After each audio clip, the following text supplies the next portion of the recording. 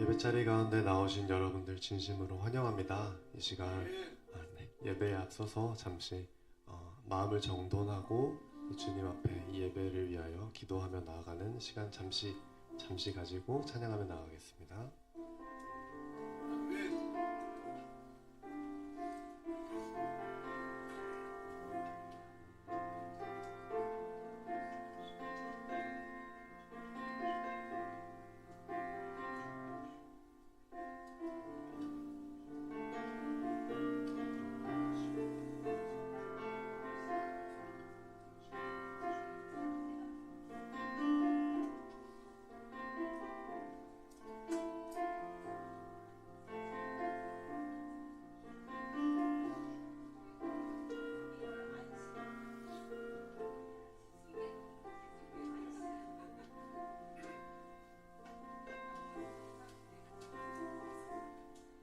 이 시간 나는 예배자입니다. 찬양하며 나아갑시다.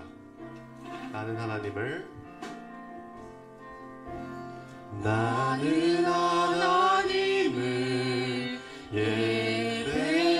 예배하는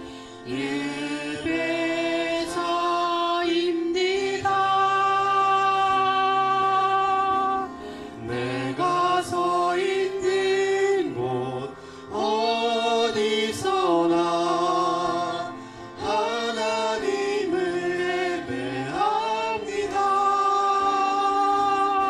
내 영혼 거룩한 은혜를 향하여 내 마음 완전한 하나님 향하여 이곳에서 바로 이 시간 하나님을 예배합니다. 우리 이 시간 다시 1절의 가사로 고백하며 나아갑시다. 나는 하나님을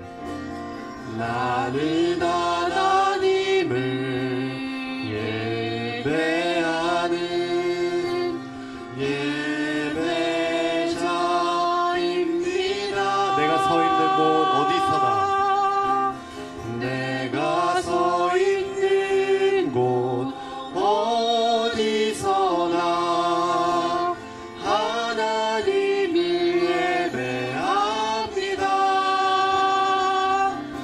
내 영혼 거룩한 은혜를 향하여 내 마음 완전한 하나님 향하여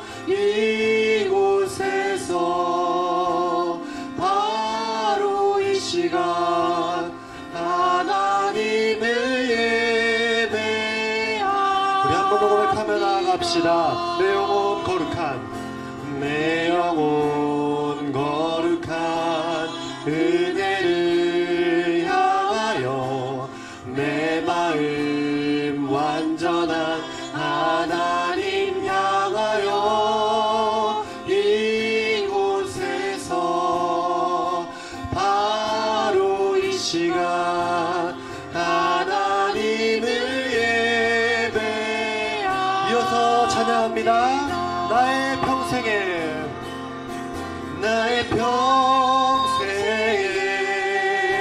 단 한 가지 소원 주의 아름다우신 보며 사랑 노래하는 것 나의 왕 되신 주님의 얼굴 구하며 주 사랑 안에 머물러 사랑 노래합니다. 한 번 더 고백합시다. 나의 평생에 단 한 가지 소원 주의 아름다우신 보며 사랑 노래하는 것 나의 왕 되신 주님의 얼굴 구하며 주 사랑 안에 머물며 사랑 노래합니다.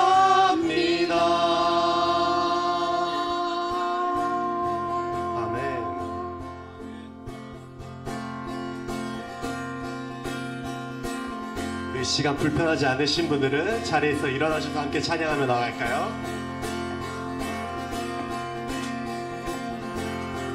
고백합시다. 예수 따라가며 예수 따라가며 복음 순종하며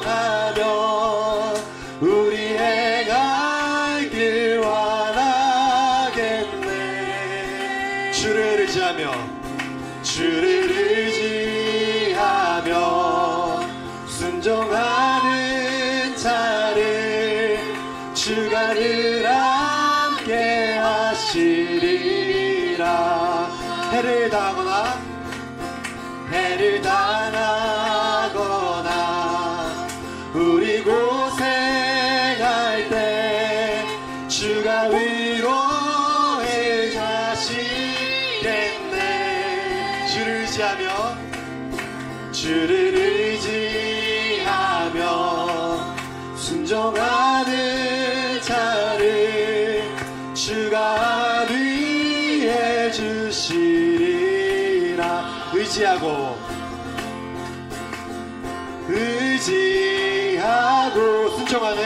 순종하는 길은 예수 안에 즐겁고 복된 길이로다.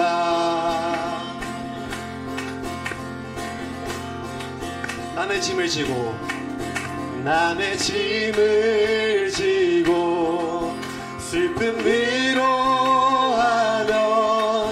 주가 상급을 주시겠네. 주를 의지하며 순종하는 자를 항상 축복해 주시리. 우리 목소리로 고백할까요? 우리 받은 것을 주께 다 드리면 그 신 사랑을 깨닫겠네. 주를 의지하며 순종하는 자를 은혜 풍성케 하시리. 우리 후렴으로 고백합시다. 의지하고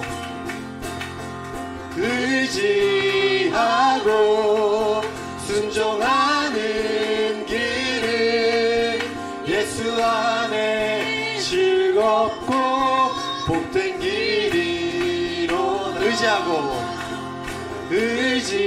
의지하고 순종하는 길은 예수 안에 즐겁고 복된 길이로다.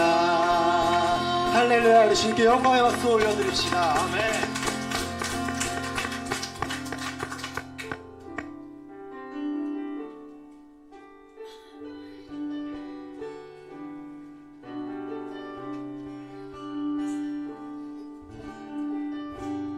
이곳에 생명샘 솟아나 이곳에 생명샘 솟아나 눈물 골짝 지나갈 때에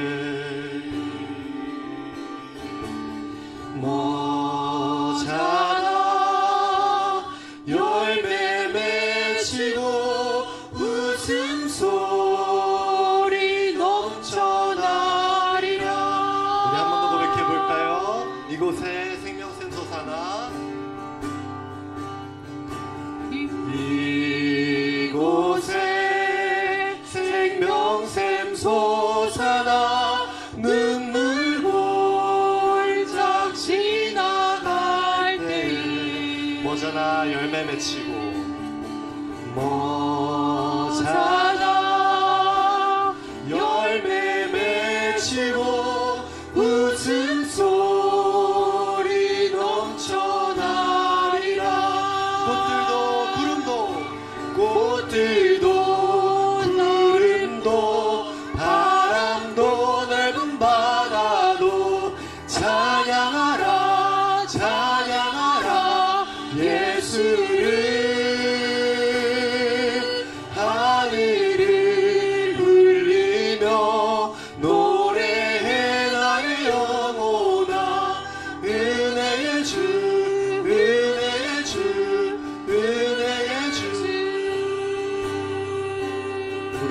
가사로 고백하며 나아갑시다. 그날에 하늘이 열리고 그날에 하늘이 열리고 모든 이가 보게 되리라. 마침내 꽃들이 피고 마침내 꽃들이 피고 우리 한 번 더 고백하며 나갑시다. 그날에 하늘이 열리고 그날에 하늘이 열리고 우리가 보게 되리라. 마침내 꽃들이 피고 마침내 꽃들이 피고 영광의 주가 오시리라. 꽃들도 구름도 바람도 넓은 바다도 찬양하라 찬양하라 예수를 하늘을 울리며 노래해 나의 영혼아. 우리 두 손을 높이 들고 목소리로 고백하길 원합니다. 꽃들도 구름도 바람도 넓은 바다도 찬양하라 찬양하라 예수를 하늘을 울리며 노래해 나의 영혼아. 은혜의 주 은혜의 주 은혜의 주 은혜의 주 은혜의 주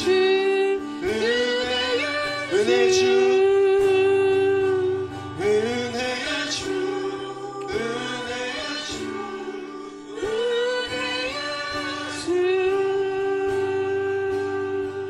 다 주의 크신 이름 높이며 우리에게 행하신 위대한 일 감사세. 오 주의 신실하신 그 사랑 온 땅과 하늘 위에 계셔 홀로 영원하신 이름. 다 주의 크신 이름 높이며 우리에게 행하신 위대한 일 감사세. 오 주의 신실하신 그 사랑 온 땅과 하늘 위에 계셔 홀로 영원하신 이름.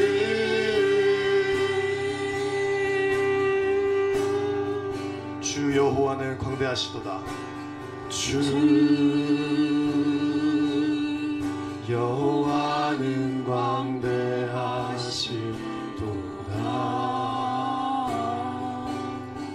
그 거룩한 하나님 성에서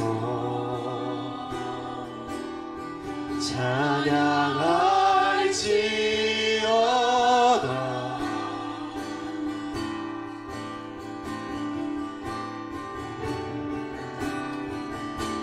주 승리 우리에게 주셨도다. 모든 원수 물리치셨네. 엎드려 절하세. 고백하며 나아갑시다.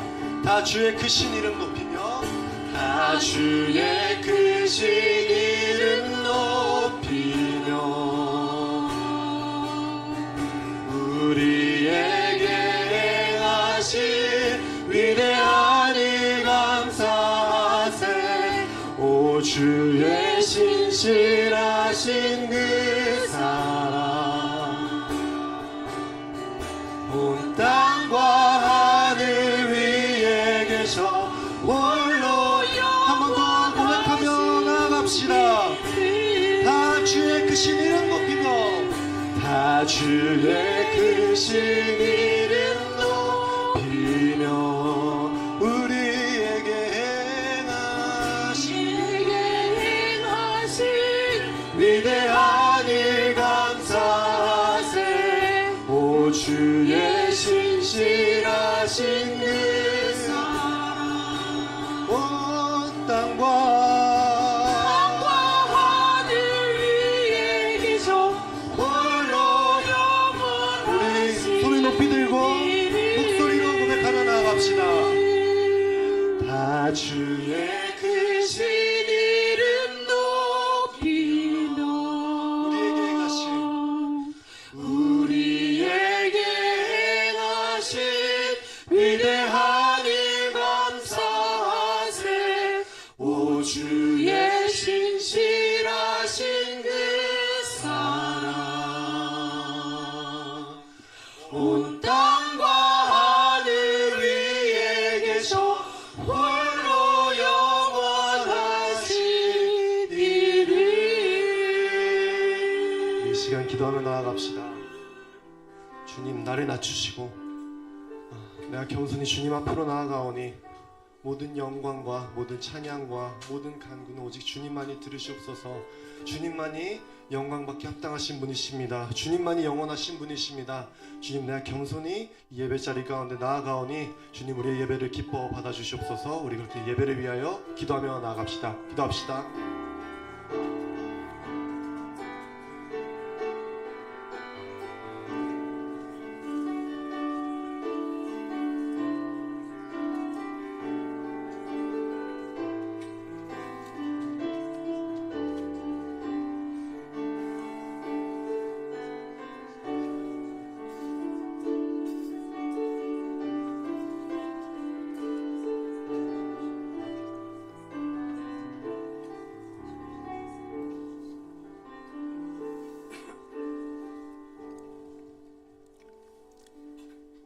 그러므로 형제들아 내가 하나님의 모든 자비하심으로 너희를 권하노니 너희 몸을 하나님이 기뻐하시는 거룩한 산 제물로 드리라. 이는 너희가 드릴 영적 예배니라. 너희는 이 세대를 본받지 말고 오직 마음을 새롭게 함으로 변화를 받아 하나님의 선하시고 기뻐하시고 온전하신 뜻이 무엇인지 분별하도록 가라. 언제나 우리에게 자비와 긍휼을 베풀어 주시는 성부 하나님 아버지, 허물과 죄로 죽었던 우리를 살리시고 자녀 삼아 주신 은혜에 감사드립니다. 십자가에서 우리를 대신해 죽어주신 성자 예수님, 죄와 사망의 소리를 건져 구원해 주신 은혜에 감사를 드립니다. 우리 안에 오셔서 우리와 함께 하사 우리를 진리로 인도하시며 날마다 새롭게 하시는 성령 하나님, 오늘도 복된 주일에 우리를 주 앞으로 부르셔서 주께 예배드리게 하심을 감사드립니다. 하나님께 드리는 찬송의 가사가 우리의 믿음의 고백이 되게 하시고 우리의 기도와 간구가 하나님께 상달되게 하시며 상하고 찢긴 우리의 연약한 몸과 마음을 고치시고 회복시키시고 새롭게 하여 주옵소서. 하나님께는 영광이요 우리에게는 한없는 은혜가 넘치는 예배가 되게 하여 주옵소서.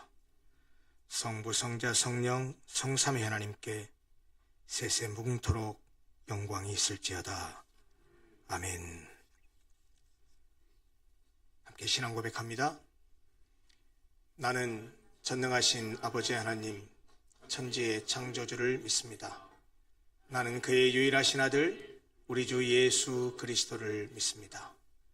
그는 성령으로 잉태되어 동정녀 마리아에게서 나시고 본디오 빌라도에게 고난을 받아 십자가에 못 박혀 죽으시고 장사된 지 사흘 만에 죽은 자 가운데서 다시 살아나셨으며 하늘에 오르시어 전능하신 아버지 하나님 우편에 앉아 계시다가 거기로부터 살아있는 자와 죽은 자를 심판하러 오십니다.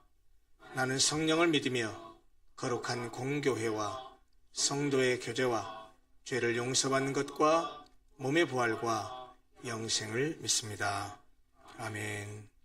함께 찬송하겠습니다. 325장 찬송입니다. 찬송 후에 정강 장로님께서 우리 기도를 인도해 주시겠습니다.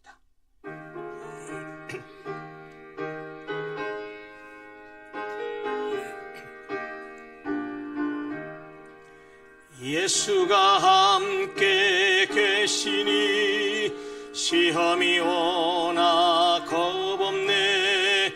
기쁨의 근원 되시는 예수를 위해 삽시다.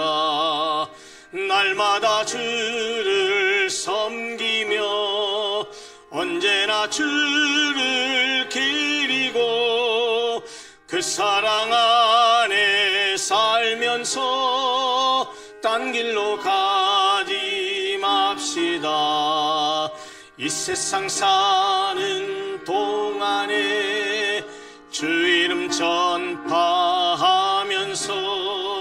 무한한 복락 주시는 예수를 위해 삽시다.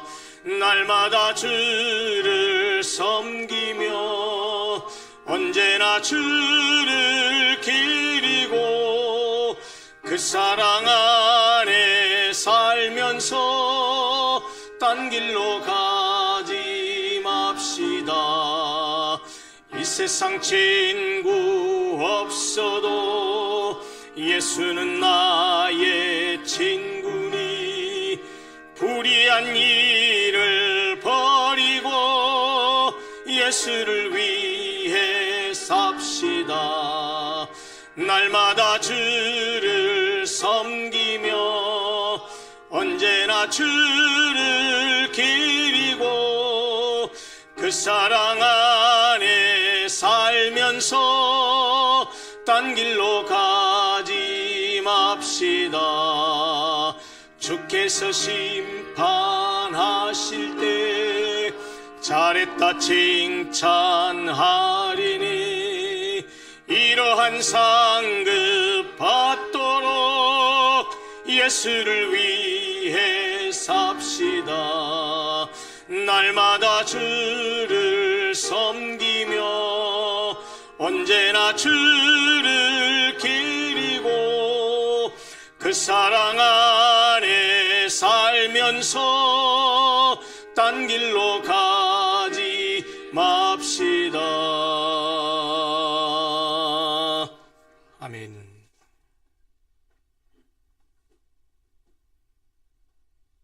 거룩하시고 존귀하신 하나님 아버지, 우리를 구원하시기 위하여 독생자 예수를 아낌없이 십자가에 내어주신 하나님 아버지의 무한한 사랑을 인해 찬양과 경배를 드립니다. 아멘. 이 시간 거룩한 성전에서 사랑하는 형제 자매들과 함께 하나님 아버지의 영광스러운 임재 앞에 나와 영과 진리로 예배를 드리오니 우리의 온 존재가 산제사로 드려질 수 있도록 이 예배를 주관하여 주시옵소서. 아멘. 언제나 우리를 긍휼히 여기시는 주님, 먼저 지난 한 주간의 삶을 되돌아봅니다. 주님의 뜻을 머리로는 알면서도 우리의 마음대로 행하였고 이웃을 사랑하라는 말씀을 실천하지 못하였으며 주님의 의와 나라보다는 나의 유익을 더 구하며 세상과 구별되게 살지 못하였음을 고백하고 회개하오니 용서하여 주시고 성령으로 새롭게 하사 우리 가운데 주님의 거룩한 뜻이 이루어지게 하시고 매일의 삶 속에서 주님의 말씀에 순종하며 살아가는 진정한 그리스도인이 되게 하여 주시옵소서. 호국 보훈의 달을 맞아 순국 선열과 호국 영령들의 넋을 기리며 국가와 국민을 위하여 기도드립니다. 새로 선출된 21대 대통령이 공의로 나라를 다스리되 대화와 타협을 통해 혼란한 정국과 무너진 민생 속에서 찢기고 갈라진 국민들의 마음을 하나로 통합하여 하루속히 나라가 안정되게 하여 주셔서 국내적으로 산적한 난제들이 해결될 수 있게 하여 주시옵소서. 무엇보다 이 땅에 세우신 교회가 다시 국민들의 신뢰를 회복하고 교회 지도자들이 시류에 편승하거나 정략적 계산에 흔들리지 않고 오직 하나님의 뜻을 따라 중심을 잡고 세상을 변화시키며 국민들을 선도해가는 지도자로서의 역할을 담당케 하여 주시옵소서. 특별히 미래 세대가 믿음 안에서 하나님의 진리의 말씀을 잘 배우며 바르고 의롭게 자라 국가와 교회의 소망이 되게 하여 주시옵소서. 아멘. 교회와 성도들을 위하여 기도드립니다. 주님의 뜻과 계획 가운데 교회가 건강하고 균형 잡히게 성장하게 하시고 모든 성도들이 주님 안에서 하나 되어 믿음으로 맡은 직분을 잘 감당하며 서로 섬기고 사랑하게 하시니 감사합니다. 그러나 이러한 은혜에도 불구하고 질고를 겪고 있는 성도, 경제적 어려움이 있는 성도, 사업과 영업에 문제가 있는 성도, 자녀 등 사람과 관계 속에서 아픔이 있는 성도들이 있습니다. 비록 어려운 상황에 놓여 있지만 주님을 신뢰하기에 주님만 바라보고 주님만 의지하며 간절히 기도하고 있사오니 이런 성도들이 이루하여 주시고 새 힘과 능력을 부어주셔서 치유와 형통과 회복의 역사와 기적이 일어나 더욱더 믿음으로 살면서 하나님 아버지께 감사와 찬송과 영광을 돌리게 하여 주시옵소서. 아멘. 아멘. 그리고 교회가 계획한 일본 단기 선교에도 함께 하여 주시고 이번 선교를 계기로 우리 교회가 주님께서 마지막으로 당부하시고 명령하신 땅끝까지 복음이 전파되는 일에 더 크게 쓰임받고 인류 구원의 역사에 참여하여 하나님을 기쁘시게 하고 하나님께 칭찬받는 교회가 되게 하여 주시옵소서. 아멘. 아멘. 말씀을 전하실 목사님을 위하여 기도드립니다. 목사님을 영과 육이 날마다 더욱 강건하여져서 주님께서 맡기신 사역을 기쁨과 감사함으로 잘 감당케 하시고 지혜와 능력을 부어주셔서 많은 영혼들을 살리는 구원의 통로로 귀하게 사용하여 주시옵소서. 아버지. 오늘 선포하실 말씀에 생명의 능력이 임하여 듣는 성도들마다 결단하며 삶이 변화될 수 있도록 은혜를 내려주시고 찬양으로 하나님께 영광 돌리는 찬양대 위에 함께하여 주셔서 찬양을 통해 우리들의 마음이 열리고 하나님 아버지의 임재와 영광이 드러나게 하옵소서. 끝으로 주님의 몸된 교회를 세우기 위하여 부목사로 교사로 기도, 전도, 안내 및 봉사 등으로 정성을 다하여 섬기는 손길들이 있사오니 이들에게 하늘의 위로와 기쁨이 넘치고 환경과 여건도 허락하여 주셔서 감사함으로 감당하게 하시고 하늘의 상급이 이들의 삶 속에 풍성한 열매로 맺히게 하여 주시옵소서. 예배의 모든 순서를 주님께 의탁하오며 예수님의 이름으로 기도드립니다. 아멘. 주님. 아버지 주시옵소서. 주님 좀 주시옵소서. 우리의 마음을 하나님 먹고 주시옵소서. 약간 주의 예수님 붙들어 주시옵소서. 아멘. 찬송하면서 하나님께 예물 드립니다.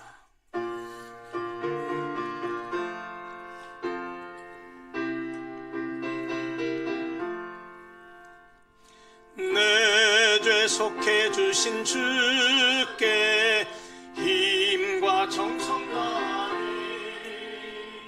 나의 온갖 신사 주를 위한 것일세. 내게 있는 모든 것을 주를 위해 바치리.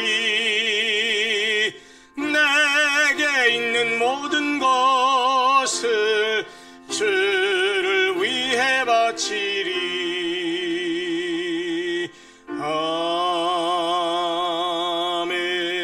아멘. 사랑과 은혜가 풍성하신 하나님 아버지, 오늘 또 주께서 복 주시기로 예비하신 귀한 날에 우리를 예배의 자리로 불러주시고 하나님의 크신 사랑을 기억하며 감사와 찬양과 영광을 돌리게 하시니 감사를 드립니다. 오늘도 주 앞에 나온 저희들이 베푸신 사랑과 은혜에 감사하여 정성과 마음을 담아 믿음으로 주님께 예물을 드립니다. 예물뿐만 아니고 예물에 담은 주를 향한 우리의 마음과 사랑의 고백도 함께 받아 주시옵소서.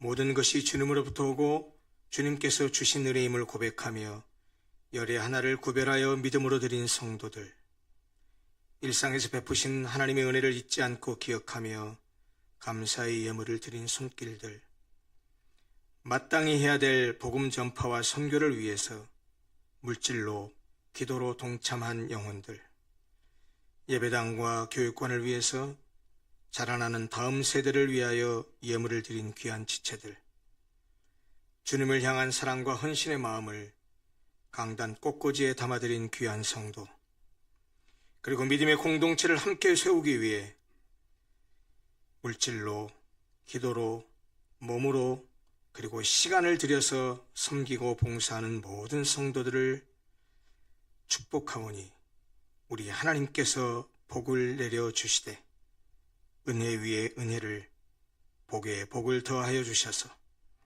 사랑하는 성도들의 영혼이 잘됨 같이 모든 일이 잘되고 강건하게 하여 주옵소서. 마음과 정성을 담아드린 성도들의 예물과 헌물이 주님의 영광을 위하여, 하나님 나라를 위하여, 믿음의 공동체를 말씀 안에서 건강하게 세워가는 일에 귀하고 복되게 사용되게 하여 주옵소서. 예수 그리스도 이름으로 축복하며 기도합나이다. 아멘. 교회 소식 전하겠습니다. 오늘 중식은 제가 여러분들을 섬겼습니다. 이번 주 토요일 날 제가 생일인데요. 생명을 주신 하나님께 감사하고 또 여기까지 인도하신 하나님에 감사하면서 오늘 중식은 제가 섬겼습니다. 맛있게 함께 식사하시면서 교제하시기 바랍니다. 광고 드린 대로 다음 주 오후 2시에 여기 3층에서 미래세대 비전센터 리노베이션 감사 예배를 드리고 간단히 드리고 그리고 내려가셔서 함께 2층 미래세대 비전센터를 둘러보시면서 성도의 교제를 하는 시간을 갖도록 하겠습니다. 함께 참석해 주시면 고맙겠습니다. 일본 단기 선교팀 2차 특별 새벽기도 6월 21일 토요일에 있습니다. 선교팀뿐만 아니고 토요일 날이니까 마음의 여유를 가지고 함께 참석하셔서 격려해 주시고 응원해 주시면 고맙겠습니다. 오늘 많은 성도들이 자리를 비웠습니다. 제 기억으로는 올해 들어서 제일 많이 빠진 것 같은데요. 제가 오늘 교회 소식 주보 뒷면에 1번 최선의 예배를 위한 캠페인, 그래서 3가지 내용을 좀 장문의 글을 실었습니다. 꼭 읽어보시기 바라고요. 한 가지만 더 부탁드린다면 주일날 부득이한 사정으로 교회를 못 오실 경우에 꼭 부목사님이나 저에게 연락을 좀 해주십시오. 목사님, 이번 주는 이러이러한 일로 제가 예배 참석이 어려울 것 같습니다 라고 꼭 좀 알려주십시오. 그래야 교인들의 상황을 좀 파악하고 알고 하죠. 그렇지 않으면 우리 부목사님이 주일 지나고 나면 결석한 성도들에게 전화 신방을 해요. 그러니까 미리 좀 알려주시면 그런 절차도 줄일 수 있을 것이고, 또 미리 목회하는 저희들이 좀 알고 교인들의 상황을 파악할 것 같으니까 알려주시기 바랍니다. 제가 거듭 말씀드리지만 주일날 뭐 맨날 놀러 다니고 이런다고 한다면 문제가 되지만, 지금 오늘 빠지신 분이 김대희 집사님 가족도 저한테 문자가 왔어요. 목사님, 5월 달에 저기 부모님을 제대로 섬기지 못해서 휴일을 맞아서 어머님, 아버님 모시고 저기 진도에 내려와 있습니다. 이번 주일 예배는 거기서 현지에서 드리고 다음 주에 가겠습니다. 죄송합니다. 이렇게 문자를 했더라고요. 죄송할 거 하나도 없거든요. 그러니까 부모님하고 좋은 시간 가지고 오십시오라고 그랬는데, 혹시 그런 일이 있거나 뭐 출장을 가거나 특별한 일로 어디를 출타해야 되거나 그러면 절대 주일날 우리 교회에서 예배 못 드리는 것에 대해서 죄책감 갖지 마시고 저 욕 안 해요. 꼭 알려주십시오. 그래서 교인들의 상황을 좀 목회자가 동정을 파악할 수 있도록 협력해 주시면 고맙겠습니다. 거기 최선의 예배를 위한 캠페인은 꼭 읽어보시고 그렇게 좀 잘 실행해 주셔서 경건한 예배 그리고 마음을 다 쏟는 예배, 예배에 혼신의 힘을 다하는 그런 우리 모든 성도들이 되셨으면 좋겠습니다. 오늘은 성가대원들 대부분이 출탈하셨어요. 공교롭게. 그래가지고 미리 지난주에 지휘자님이 목사님 상황이 이렇습니다 그러길래 그럼 한 주 쉬세요. 괜찮습니다 라고 얘기해서 오늘은 성가대석이 비어 있습니다. 양해해 주시고 또 그동안 항상 늘 여러분보다 1시간쯤 미리 오셔서 수고하시고 또 오후에 연습하시고 하시는 찬양대원들을 위해서 기도해 주시기를 부탁드리겠습니다. 오늘 보니까 이곳저곳에 우리 교회를 처음 방문해서 예배드리는 분들이 꽤 돼요. 많네요. 예. 예배 끝나고 그냥 가지 마시고 우리 예배 끝나고 나면 저기 신교시 가서 식사하면서 같이 교제하거든요. 많은 분들이 새로 오셨으니까 혼자 있으면 좀 쑥스럽겠지만 같이 더불어서 함께 식사하시면서 서로 교제도 하고 그랬으면 좋겠습니다. 우리 각 면류의 그 리더들은 예배 끝나고 나면 꼭 좀 안내해 주시고 챙겨 주셨으면 고맙겠습니다. 하나님 말씀 함께 나누겠습니다. 오늘 나눌 말씀은 사사기 16장 28, 29, 30절 석절만 같이 읽겠습니다. 오늘 설교는 사사기 13장부터 14장이 내용이 될 텐데요. 다 읽을 수는 없고 16장 28, 29, 30절 석절만 같이 읽겠습니다. 같이 읽겠습니다. 삼손이 여호와께 부르짖어 이르되 주 여호와여 구하옵나니 나를 생각하옵소서. 하나님이여 구하옵나니 이번만 나를 강하게 하사 나의 두 눈을 뺀 블레셋 사람에게 원수를 단번에 갚게 하옵소서 하고. 잠깐만요. 지금 우리가 읽는 내용이 나중에 설교 때 나오겠지만 삼손이 마지막 유언과 같이 지금 하나님께 기도하는 내용입니다. 삼손 잘 아시잖아요. 이제 그 다곤 신전에서 신전을 무너뜨려서 모든 사람 함께 죽는데 회개하는 마음으로 지금 마지막에 하나님 나에게 마지막 힘 좀 주십시오라고 기도하는 그런 내용입니다. 계속해서 읽지요. 29절 삼손이 집을 버틴 두 기둥 가운데 하나는 왼손으로 하나는 오른손으로 껴 의지하고 삼손이 이르되 블레셋 사람과 함께 죽기를 원하노라 하고 힘을 다하여 몸을 굽히매 그 집이 곧 무너져 그 안에 있는 모든 방백들과 온 백성에게 덮이니 삼손이 죽을 때에 죽인 자가 살았을 때에 죽인 자보다 더욱 많았더라. 아멘. 성경 인물 따라잡기 시리즈 설교 오늘 13번째 시간입니다. 오늘의 주인공은 사사 삼손입니다. 사사기에는 12명의 사사가 기록되어 있는데 우리가 지난번까지 맨 먼저 여사사 드보라, 영어 발음으로는 데보라죠. 그리고 지난주에 기드온을 보았고요. 오늘 이 삼손을 끝으로 해서 사사기는 마무리를 하려고 합니다. 12명을 다 보지 않고 지금 3명을 보는 것으로 마무리하려고 합니다. 사사기 다음에 성경이 뭔지 혹시 아십니까? 예, 룻기입니다. 룻기. 그러면 다음 주 성경 인물 따라잡기의 인물은 누굴까요? 예, 룻에 대해서 함께 나누려고 합니다. 오늘의 주인공은 삼손입니다.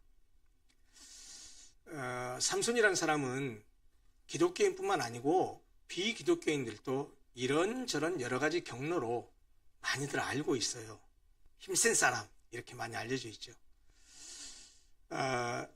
비행기를 타고 가는 여행, 해외여행을 가거나 이럴 때 비행기 안에 여러 가지 이제 여행 용품을 갖고 들어가는 가방을 보통 뭐라고 합니까? 네, 캐리어라고 하죠. 네. 캐리어는 사실 콩글리시입니다. 정확한 명칭은 수트케이스입니다. 근데 아무튼 캐리어라고 보통 우리가 말을 하잖아요. 근데 그 캐리어 가운데 많은 브랜드가 있지만 아주 단단하고 절대 깨지지 않고 튼튼한 그런 캐리어로 알려진 브랜드가 하나 있죠. 샘소나이트한테 그 샘손. 사실 샘손이라는 그 샘소나이트 그 샘손의 앞에가 삼손입니다. 그리고 실제로 그 샘소나이트 그 수트케이스가 그 창업자가 이런 그 캐리어를 만들고 나서 너무 강하고 튼튼해서 이 브랜드 이미지를 좀 알리기 위해서 성경에 있는 삼손이라는 이름을 갖다가 쓴 것이 오늘날 삼소나이트 그 브랜드 이름이 되었다고 합니다. 출애굽한 이스라엘은 하나님이 약속하신 젖과 꿀이 흐르는 가나안 땅에 정착한 이후에 하나님께 대한 반복적인 불순종과 범죄로 인해서 주변 이방 나라들로부터 계속적인 압박과 지배를 받아왔다고 이미 말씀을 드린 바 있습니다.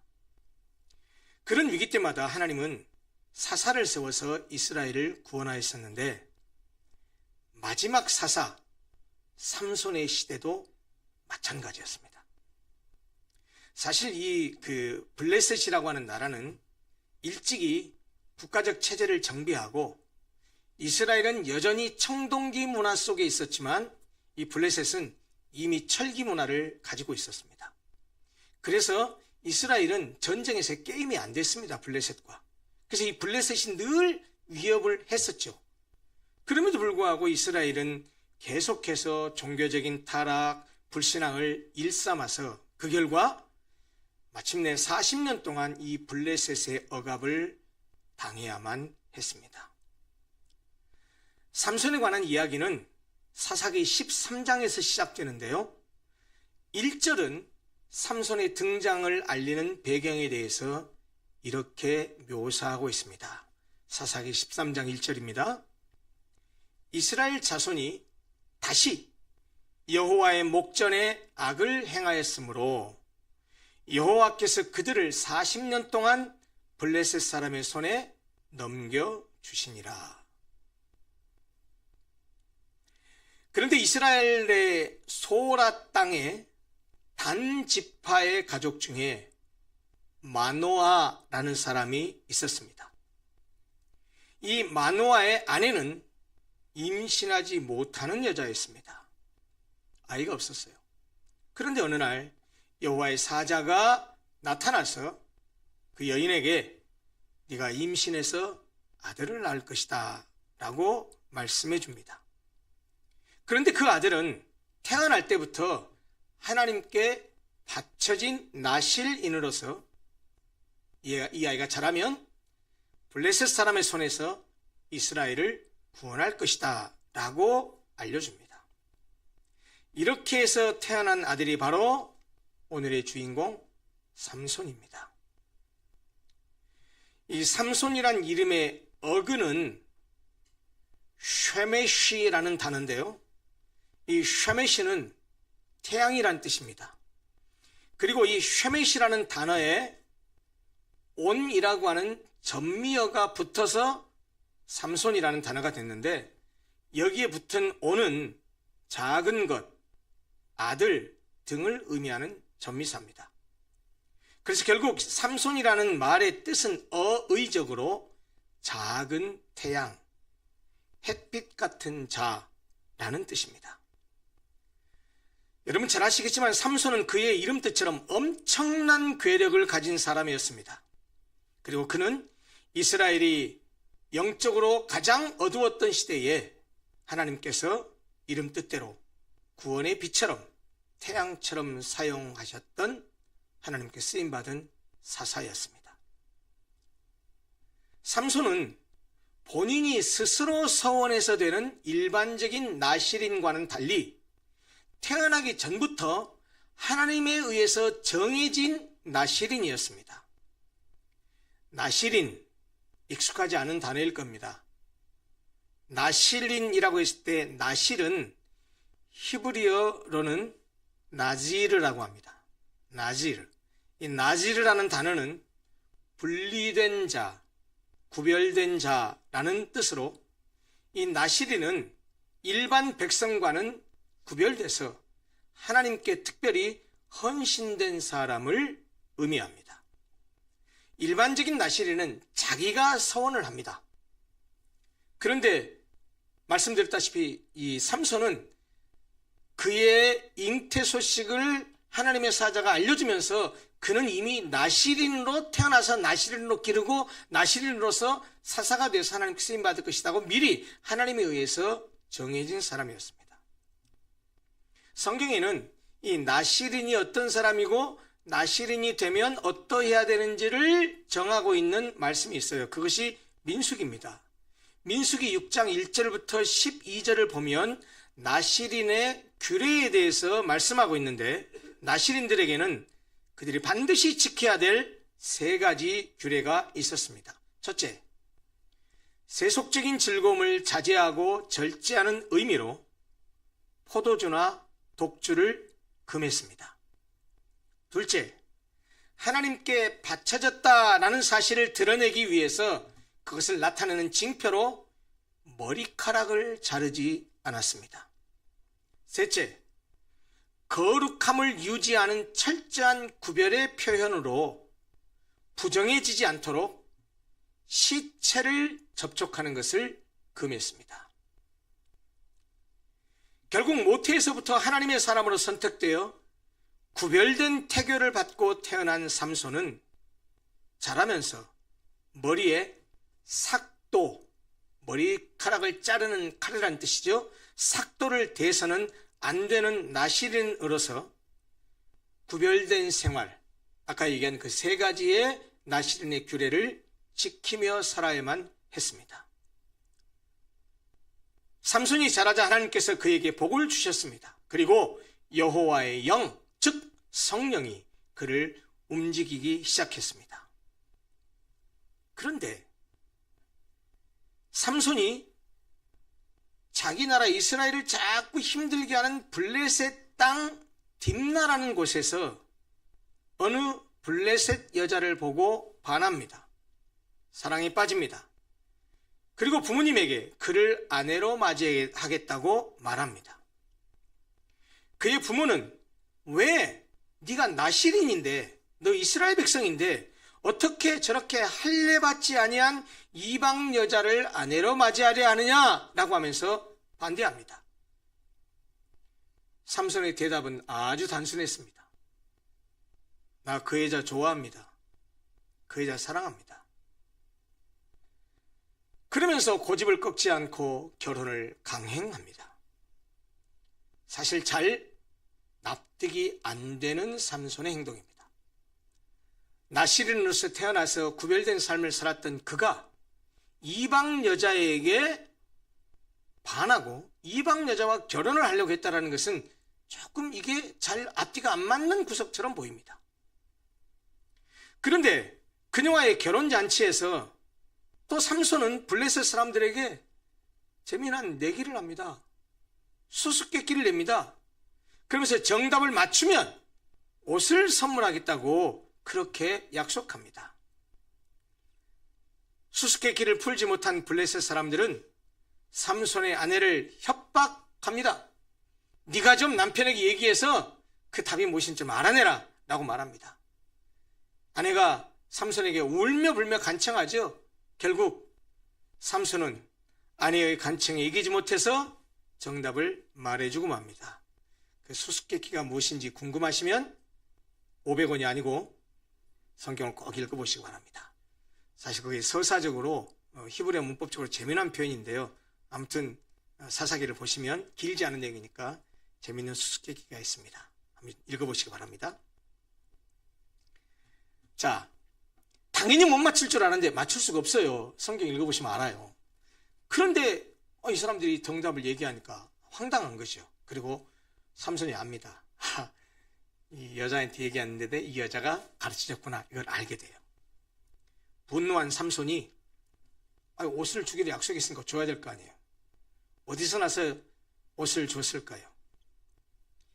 아스글론 사람 30명을 죽이고 죽인 사람들의 옷가지를 노략해서 수수께끼를 푼 그 사람들에게 약속대로 노략한 옷으로 대가를 치릅니다. 그리고는 아내를 남겨두고 아버지 집으로 돌아가 버립니다. 삼손이 떠난 후에 그 여인의 아버지는 삼손이 더 이상 그녀를 원하지 않는다고 판단하고 그 자기 딸을 삼손의 친구에게 주워버리고 맙니다. 얼마 후 삼손이 그 아내를 두고 온 것이 생각났나 봐요. 감정이 좀 가라앉혔나 봅니다. 아내를 다시 데려오려고 찾아가지만 이미 그 여자는 다른 남자의 아내가 돼 있었고 그의 아버지도 그것을 허락하지 않습니다. 분노한 삼손은 불을 붙인 여우 300마리를 풀어서 꼬리를 서로 이렇게 묶죠. 그래가지고 이 블레셋의 곡식밭을 뛰어다니게 만들어서 결국에는 블레셋의 곡식밭을 모두 불로 태워버립니다. 블레셋 사람들이 가만히 있었겠어요? 복수합니다. 삼손의 아내 그리고 그녀의 아버지를 똑같이 불태워 죽입니다. 삼손이 그걸 보고 또 가만히 있었겠어요? 삼손이 다시 블레셋 사람들을 처참히 죽입니다. 블레셋과 삼손 개인의 문제였는데 블레셋과 유다의 민족적인 문제로 비화합니다. 삼손의 일을 빌미로 해서 블레셋 사람들이 유다를 치려 옵니다. 유다 사람들이 묻습니다. 왜 우리를 치려 합니까? 야, 삼손이 어떻게 한 줄 알아? 니들 민족지간에 삼손이 우리나라에 와서 일을 이렇게 했어 라고 하면서 삼손이 자기들에게 행한 대로 되갚아 주려고 한다라고 말합니다. 여러분들이 유대 사람들이었다면 어떻게 하겠습니까? 유대 사람들은 삼손을 도와서 블레셋을 무찌르려고 하기는커녕 이미 블레셋이 자기들을 위협하고 게임이 안 되는, 전쟁을 해도 상대가 안 되는 사람이라고 판단해서 그런지 모르지만 이 블레셋의 침입에 겁을 먹고 블레셋에 침입한 이유가 삼손 때문이니까 삼손만 넘겨주면 되겠다라고 생각을 하고 유다 사람들은 3,000명이 몰려와서 삼손을 밧줄에 묶어서 블레셋에 넘겨줍니다. 그런데 블레셋 사람들이 삼손에게 나올 때 하나님의 영이 삼손에게 임하자 삼손을 묶고 있었던 그 밧줄이, 그 결박한 밧줄이 마치 불에 탄 줄처럼 흐느러지거리면서 풀려버리고 맙니다. 그러자 삼손은 나귀 턱뼈 하나로 자기를 잡으러 왔던 블레셋 사람 1,000명을 죽입니다. 이 일로 인해서 블레셋 사람들은 물러가게 되었고 삼손은 이스라엘의 사사가 되어 20년간을 이스라엘을 통치하게 됩니다. 여러분, 사실 그 앞에서 보았었던 기드온이나 그 전에 보았던 드보라를 보면 그때 제가 사사가 어떤 역할을 하는 사람이라는 것을 말씀을 이미 드렸잖아요. 평상시에는 이스라엘 사람들을 재판을 하고 그리고 전시에는 총사령관 역할을 하면서 전쟁을 수행하는 사람으로서 이스라엘을 구원하는 사람들이었다라고 말했는데 여기까지의 이 내용을 들여다보면 삼손이 다른 사사들과는 매우 독특한 방식으로 이 삼손의 내용들이 기록되고 있는 것을 보게 됩니다. 이 삼손의 사사직은 전쟁이나 리더십 중심이 아니라 그의 개인적인 행동 그리고 하나님의 능력에 기반해서 블레셋에 타격을 주는 내용들이 서술되는 것으로 이 삼손에 대한 내용이 기록됩니다. 여기까지의 이야기만 보더라도 삼손이 엄청난 괴력을 가진 사나이였다는 사실을 알 수 있습니다. 그의 힘은 막강한 블레셋의 군사력으로도 통제할 수 없을 정도였습니다. 그것은 여호와의 신 성령의 권능이 삼손에게 임했기 때문이죠. 하나님이 그에게 그런 힘을 주셨기 때문이라는 말입니다. 그렇기 때문에 어떤 세상적인 힘으로도 삼손의 힘을 막을 수가 없었습니다. 그런데 삼손에게는 치명적인 약점이 있었습니다. 그것은 바로 그의 충동적인 성격 그리고 성적인 약점이었습니다. 방금 전에 말씀드렸다시피 나실인이었던 삼손이 블레셋 여자를 아내로 삼았던 것도 이방 여자의 성적 매력에 빠진 때문이 아니었는가라고 추측하게 할 뿐만 아니고 수수께끼와 관련해서 아내를 버려버린 것도 그의 충동적인 성격, 다혈질적인 성격 때문이 아닌가 보입니다. 그런데 20년 동안 사사로 지냈던 삼손이 또다시 블레셋의 5대 도시 중에 하나에 있었던 가사, 성경에는 가사라고 번역되어 있는데 오늘날로 말하면 지금의 팔레스타인의 가자 지구를 말합니다. 뉴스를 통해서 많이 들어보셨죠?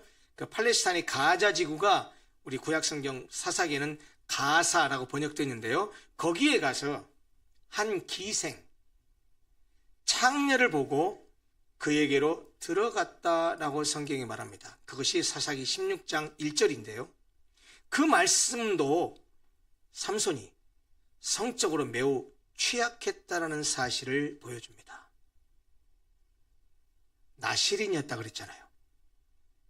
구별된 삶을 살았다고 했잖아요. 하나님의 백성이잖아요.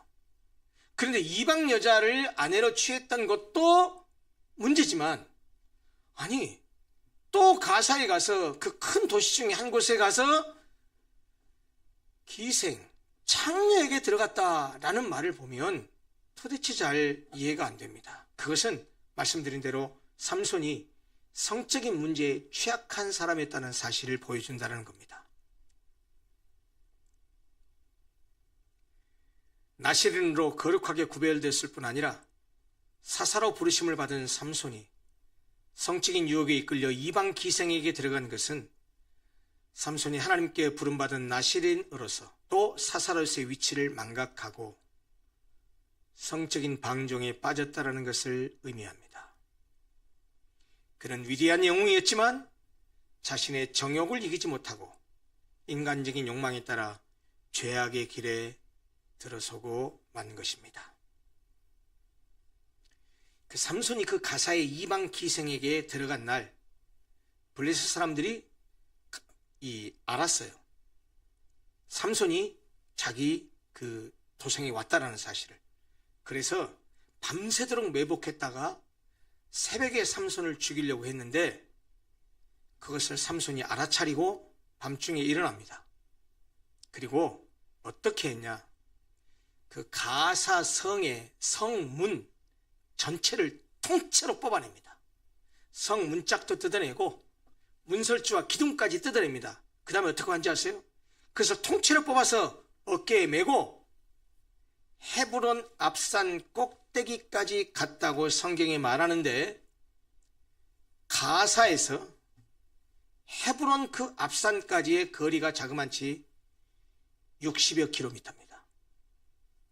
그 60여 킬로미터를 성문 전체를 뽑아가지고 등짝에 메고 간 것은, 이것은 블레셋 사람들에게 모욕을 주는 상징적인 행동임과 동시에 삼손의 초자연적인 힘을 묘사하는 것입니다.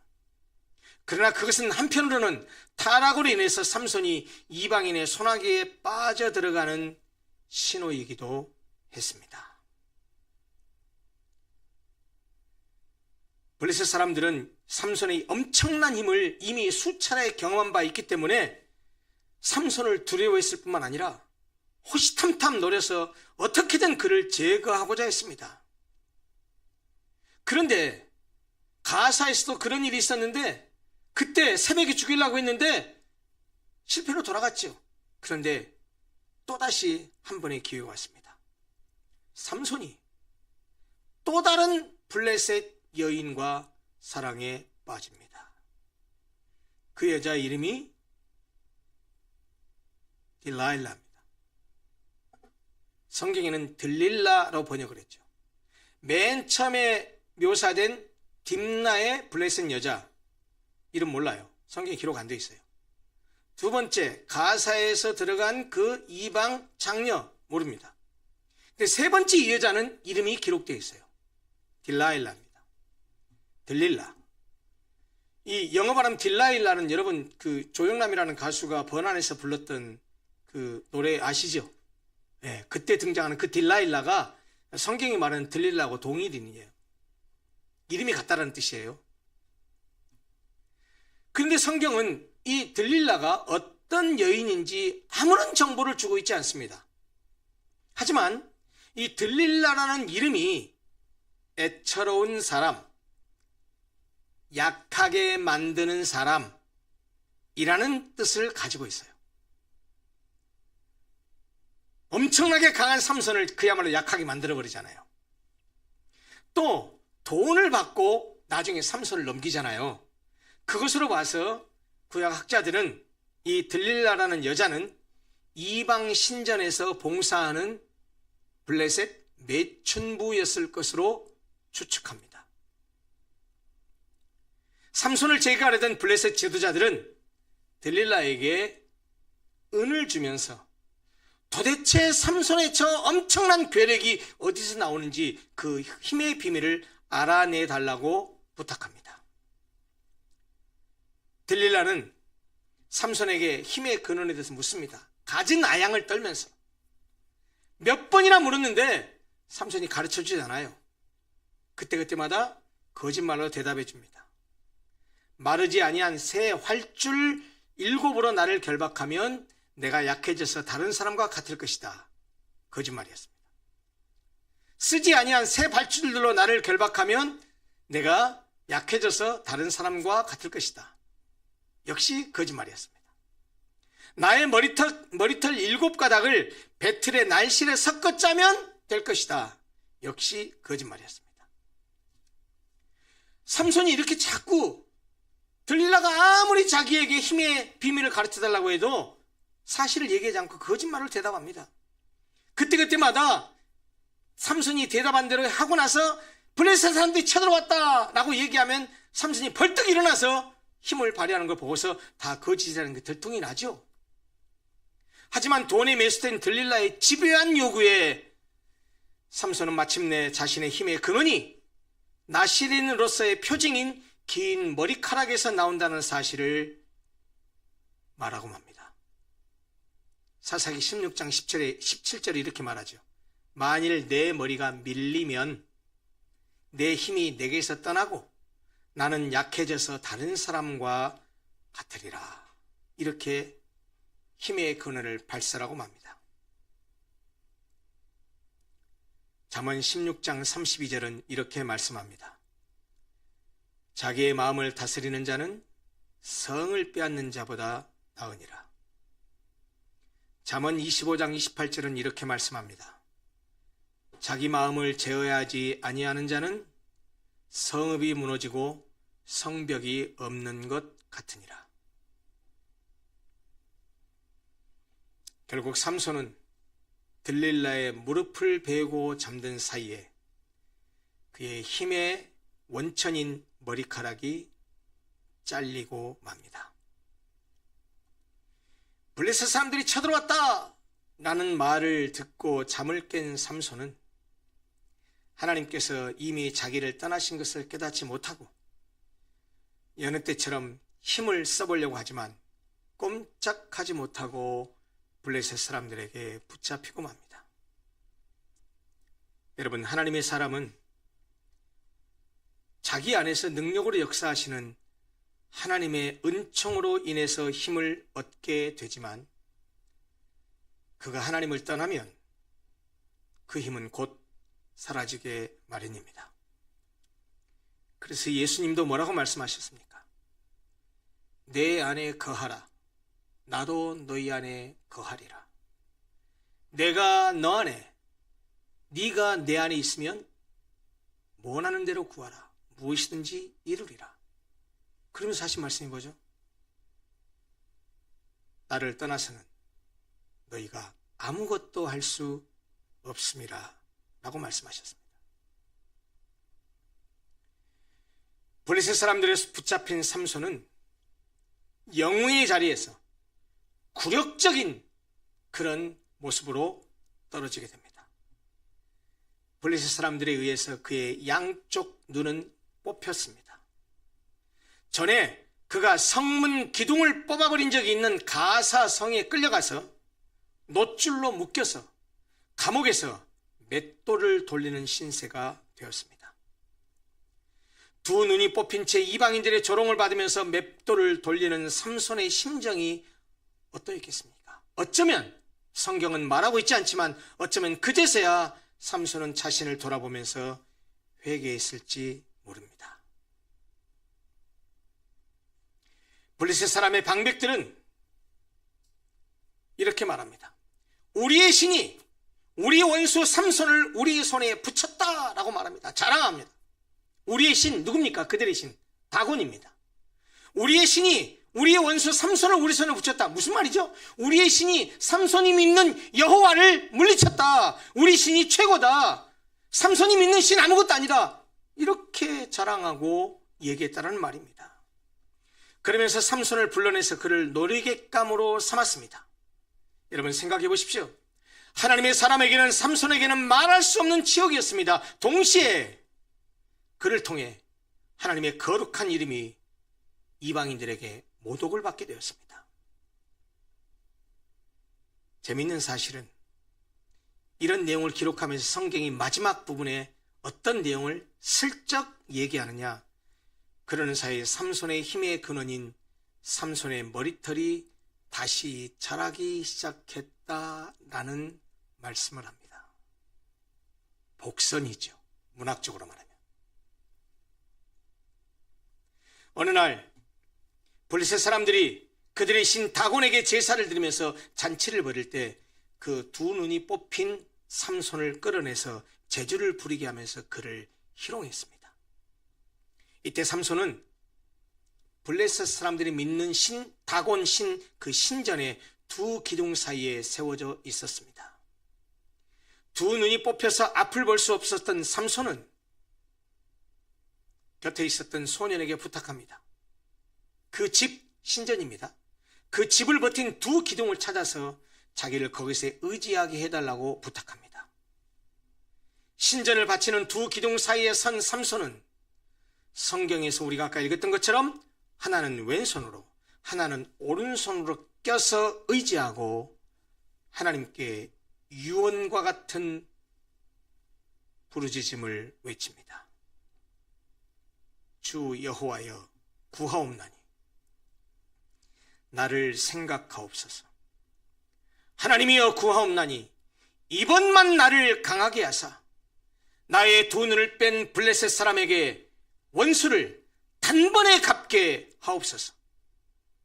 내가 블레셋 사람과 함께 죽기를 원합니다. 일사각오라는 말 아시죠? 아마 그런 생각이지 않았을까 싶어요. 사실 이 죽음 앞에 선 신당을 무너뜨려서 저들을 멸하고 자기도 죽겠노라고 하는 그 결단의 기도를 하는 이 삼손의 이 기도의 내용이 무슨 내용입니까? 사실 이것은요, 자신의 목숨을 건 참회요, 목숨을 건 회개로 보입니다. 비록 넘어졌지만 다시 회복되어서 쓰임받고자 했었던 사사 삼손의 마지막 절규였습니다. 그렇게 기도하고 아까 성경이 슬쩍 지나가듯이 말했지만 머리가 다 밀린 다음에 시간이 지나면서 머리가 다시 자라서 어느 정도 자랐던 것 같습니다. 마지막 삼손이 힘을 다하여 몸을 굽히자 신전이 무너져 그 안에 있던 모든 방백과 온 백성이 무너지는 그 신전 건물 더미에 깔려 죽었습니다. 오늘 우리가 함께 얘기했었던 성경 본문 30절에 뭐라고 얘기했습니까? 삼손 이렇게 죽을 때에 죽인 자가 그가 살았을 때 죽인 자보다 더욱 많았다라고 말하고 있습니다. 여러분, 이것이 삼손의 마지막 최후 모습입니다.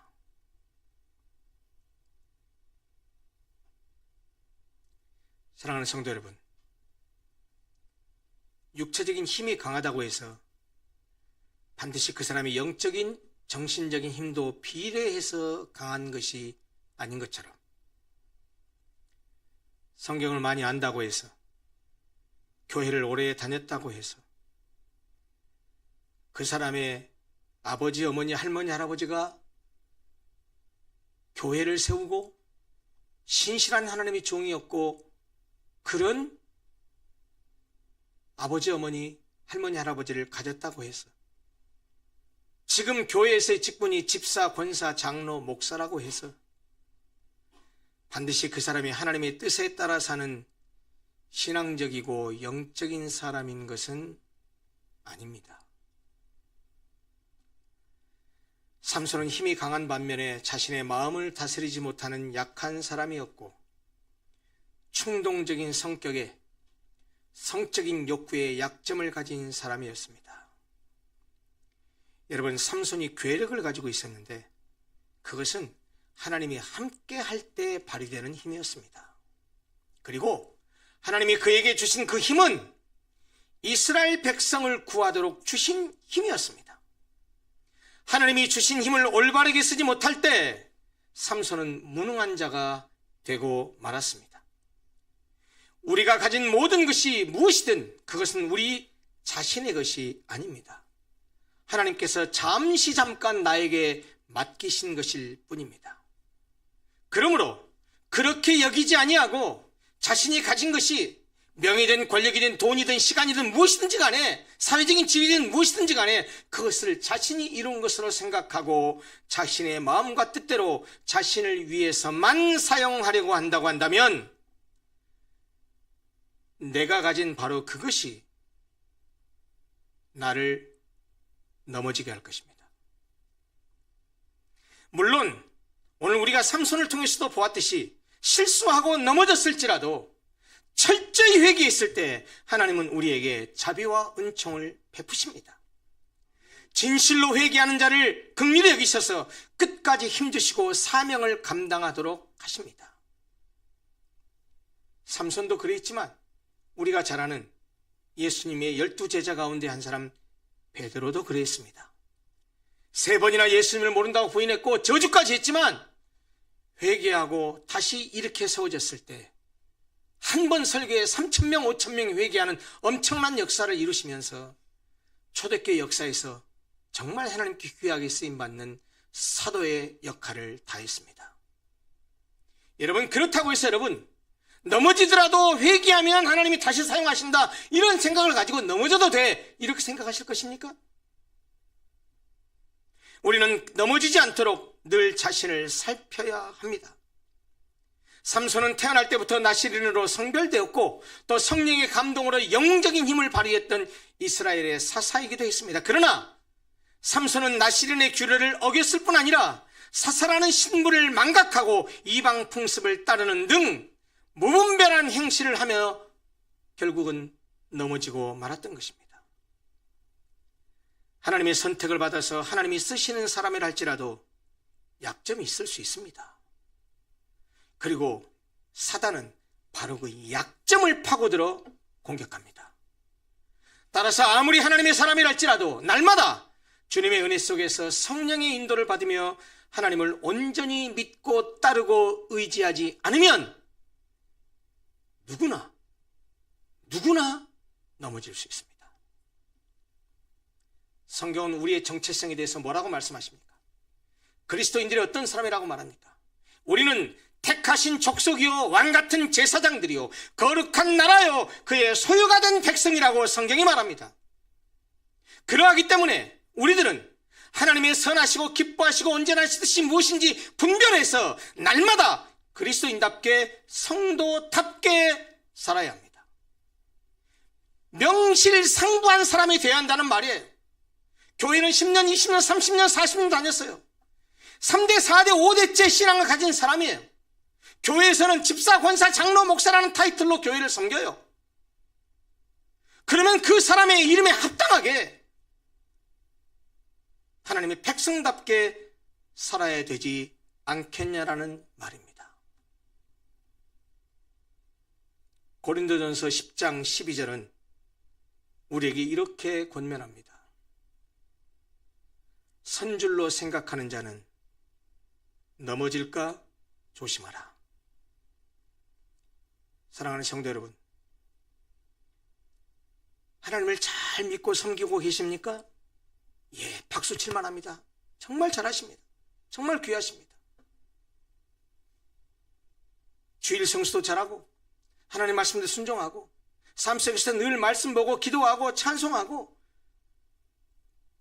예, 참 잘하고 계십니다. 그런데 여러분, 이거 잊지 마셔야 됩니다.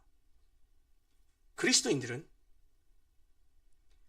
어제의 은혜로 사는 사람들이 아닙니다.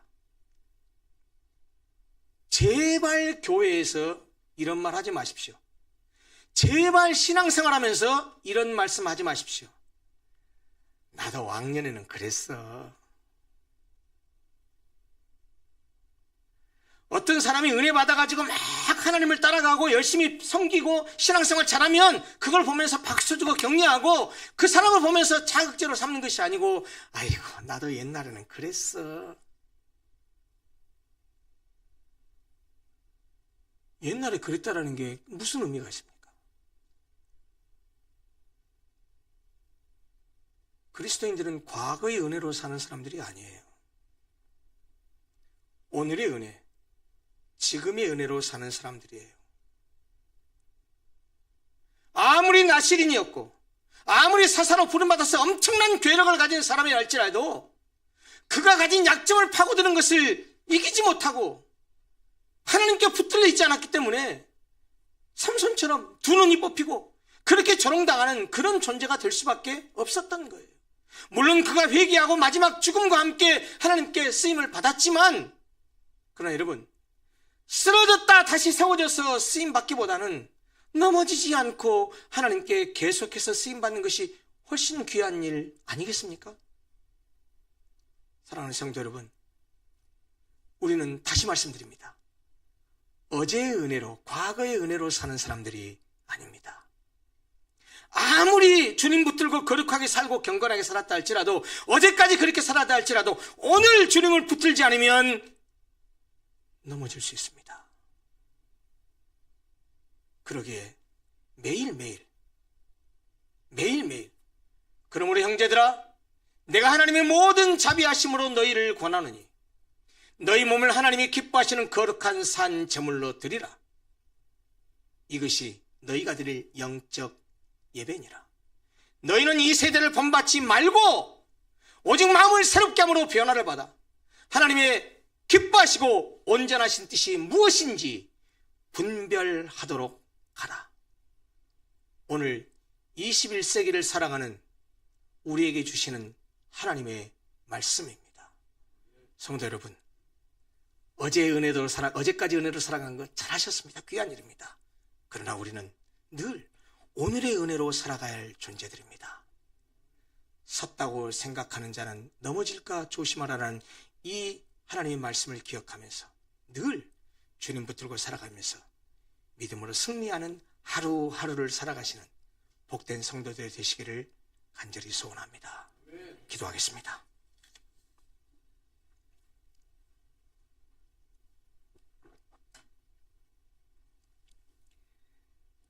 나시린으로 성별되고 사사로 부르심을 받아 누구보다 강한 영웅이었지만 약점에 넘어진 삼손을 거울 삼아 나의 약점인 무엇인지 돌아보며 어제의 은혜가 아닌 오늘의 은혜로 살아가기 위하여 늘 깨어서 주님을 붙들고 살아가며 승리하는 삶을 살기를 원하는 사랑하는 모든 성도들과 성도들의 가정과 자녀들 위해, 그리고 성도들의 일터와 생업과 사업 위해, 또한 믿음으로 기도하는 소원과 기도의 제목들 위해 우리 구주 예수 그리스도의 구원의 은혜와 우리 하나님 아버지의 무한하신 사랑과 성령 하나님의 감화와 감동, 보호와 인도, 동행과 교통하심이 언제 어디서든 영원토록 함께 있을지어다. 아멘.